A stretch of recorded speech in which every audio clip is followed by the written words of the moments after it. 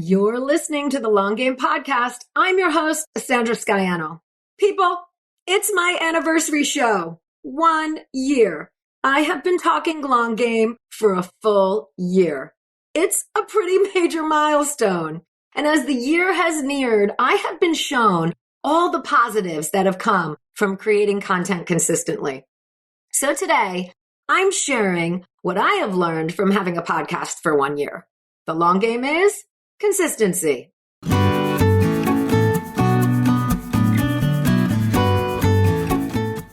You're listening to the Long Game Podcast with Sandra Scaiano.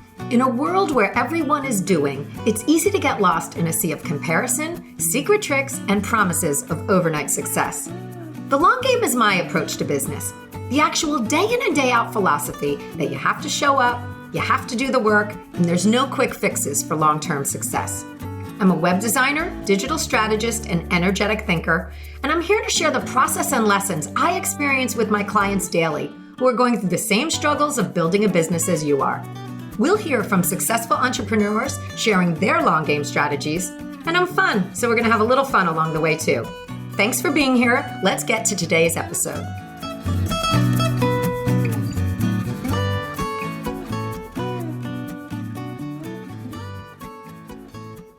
What a year since I started this podcast.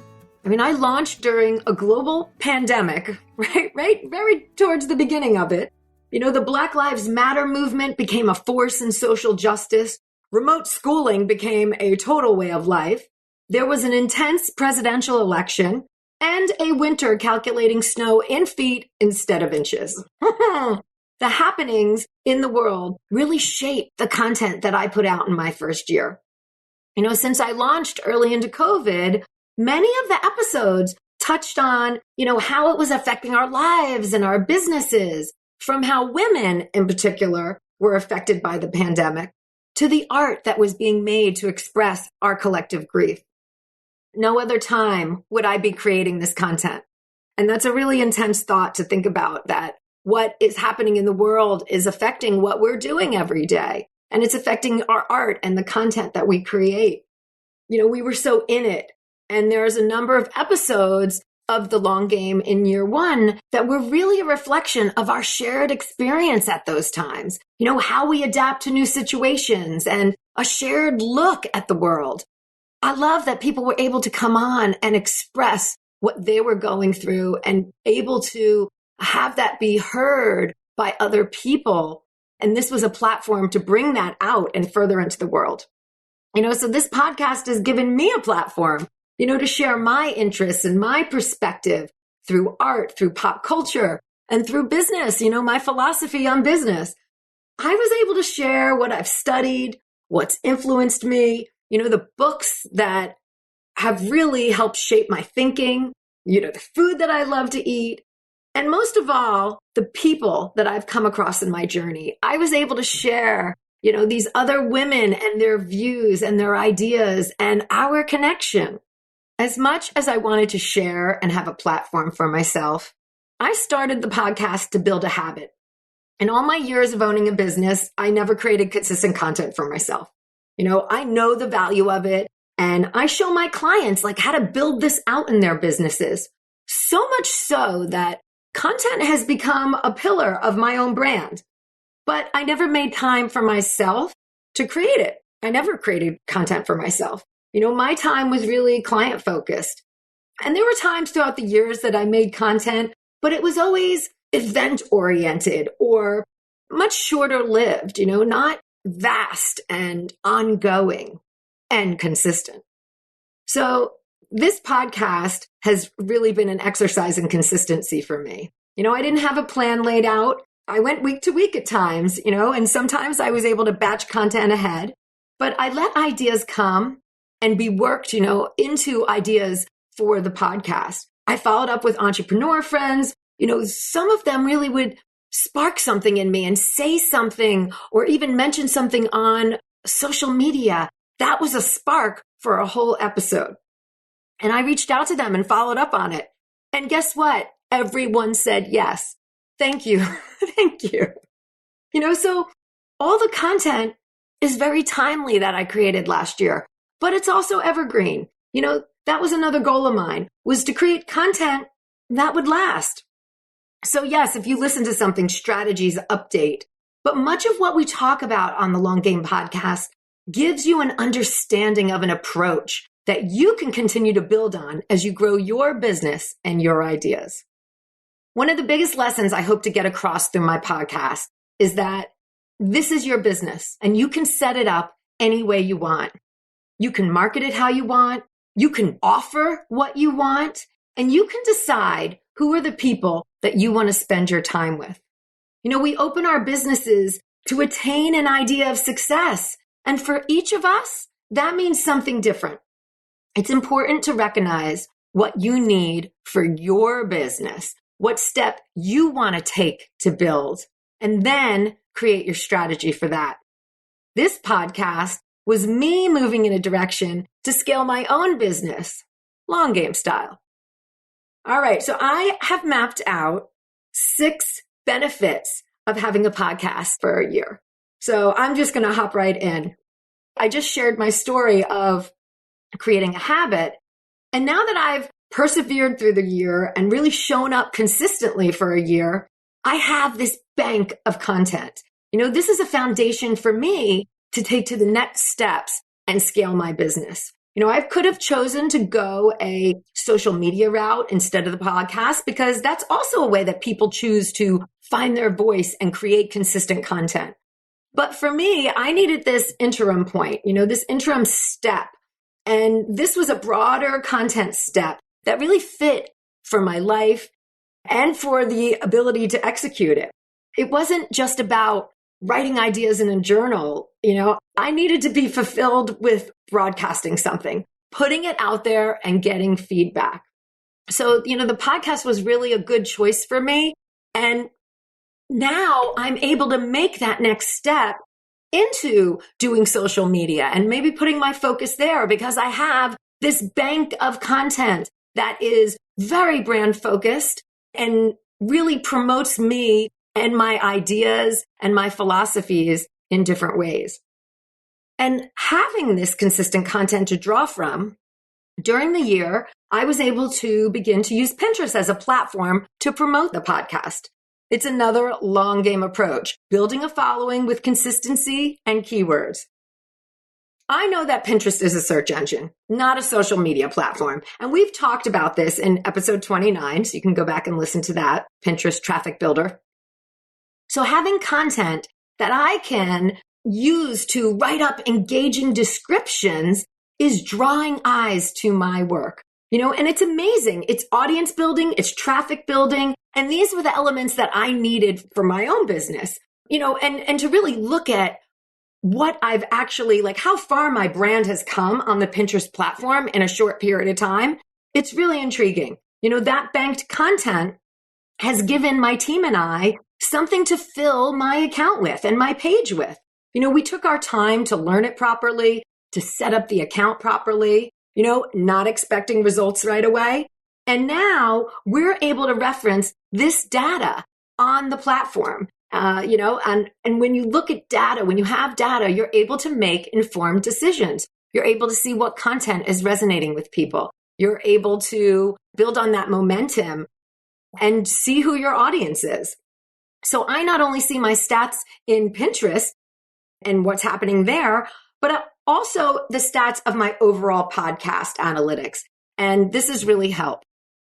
So number 2, the second benefit is I was able to address in a timely manner, these worldly cultural ideas, so many things happened this past year, as I mentioned earlier, but how do you deal, having experts share their tools and their system, and actually creating that piece of support for my audience, that was very satisfying to me. I look back and see in episode 6 how I talk about communicating your business updates, what you need to update on your site, what you need to add to your site to keep your audience updated for your business during COVID. This was all new to everyone. So just having some strategies of start here, here's a few things to help.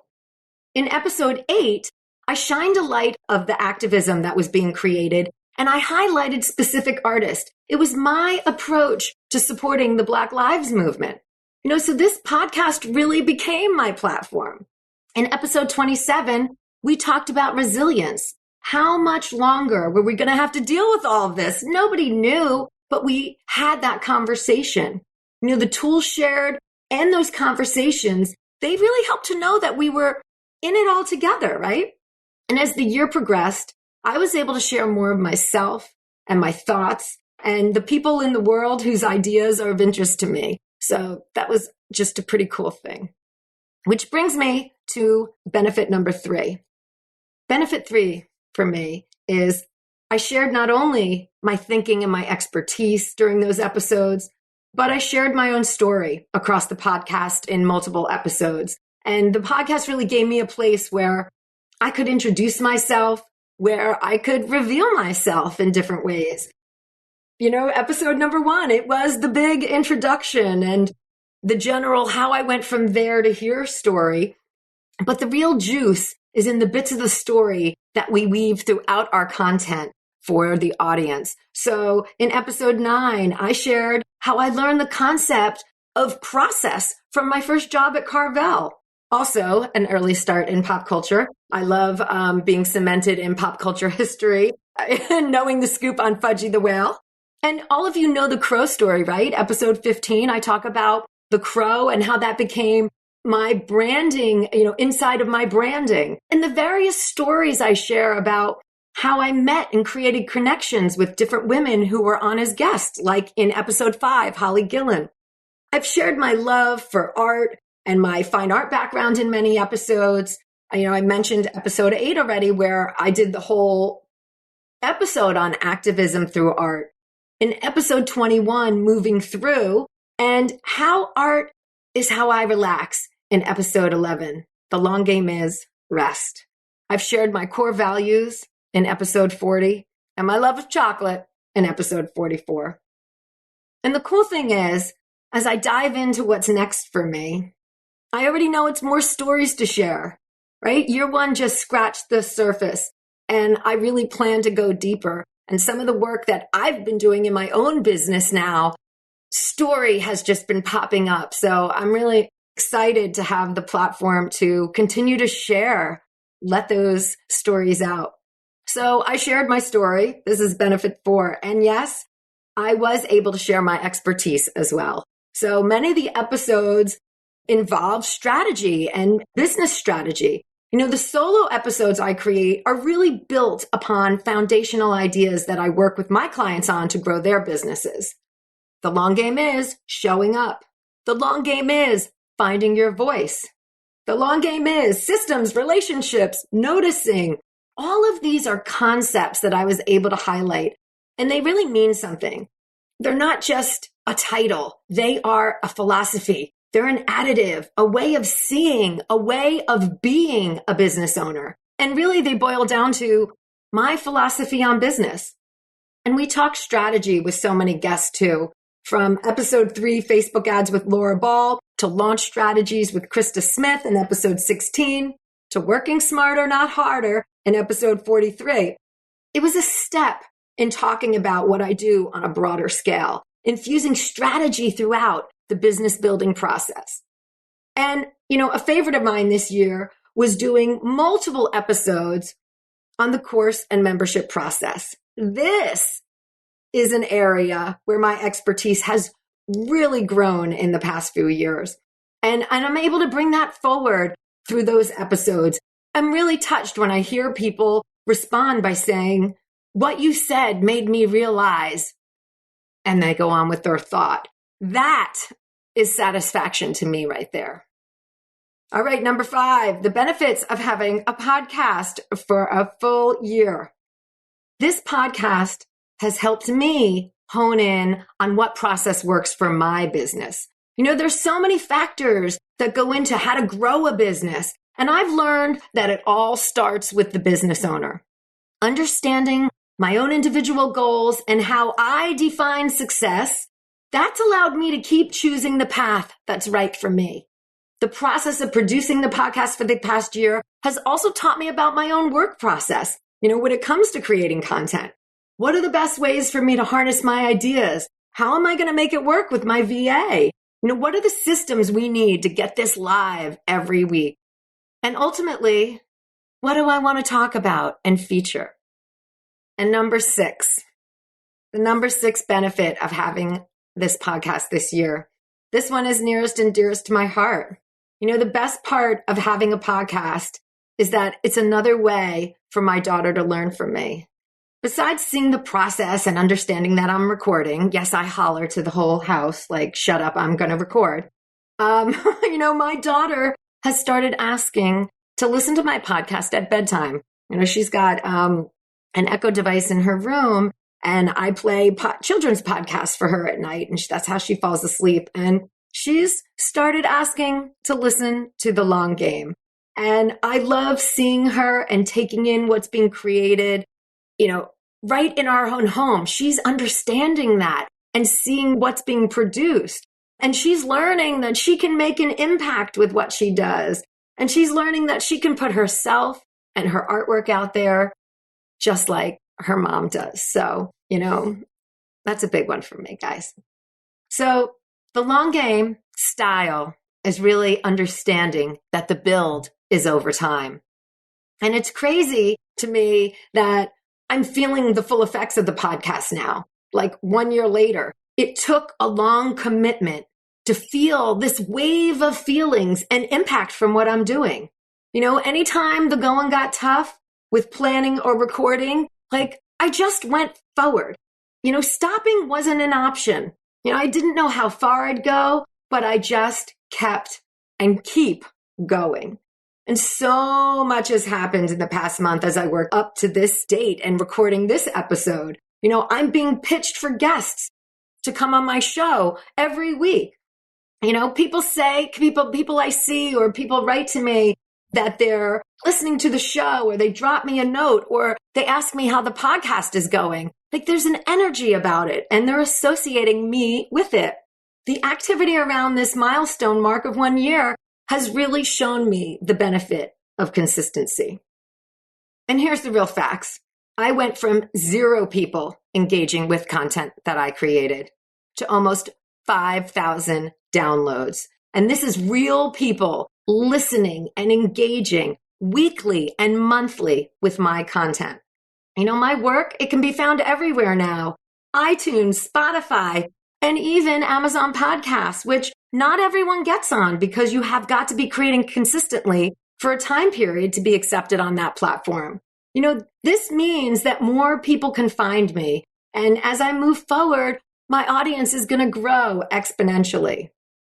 And it's creative to put a show together. I put a lot of myself and my ideas into each episode. I write and I prep for guests, and I continue to be jazzed by the ideas I have. Keep moving forward. And it's a joy to be creative and to have this as part of my business. And I do not create this podcast alone. If it weren't for my team, this would have ended last May.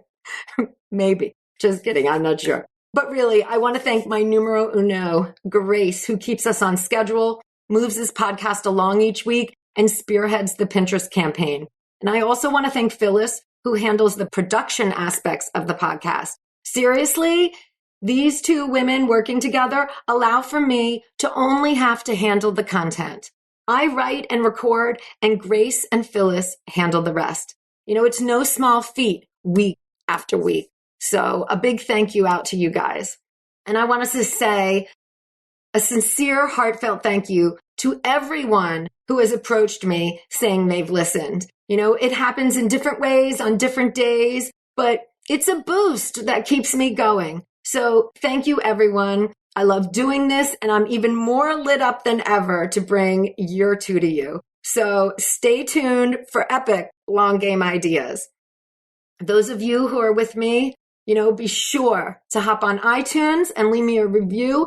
It really does a lot to boost the visibility of this podcast. If you like what you hear, if my raspy Jersey resonates with you, take a minute and leave your thoughts. Again, I have something special for 10 of you who leave a review before May 10th. If you listen to this, then show up for each other. So let others know what you love and let me know that you're listening. All right, guys, I love you all. Thank you so much for the support this year, and I'll see you next week. Thanks for joining me today. You can access more info in the show notes at thelonggamepodcast.net. If today's show connected with you in some way, please share it with your friends or hop on iTunes and leave me a review. Until next time, keep playing the long game.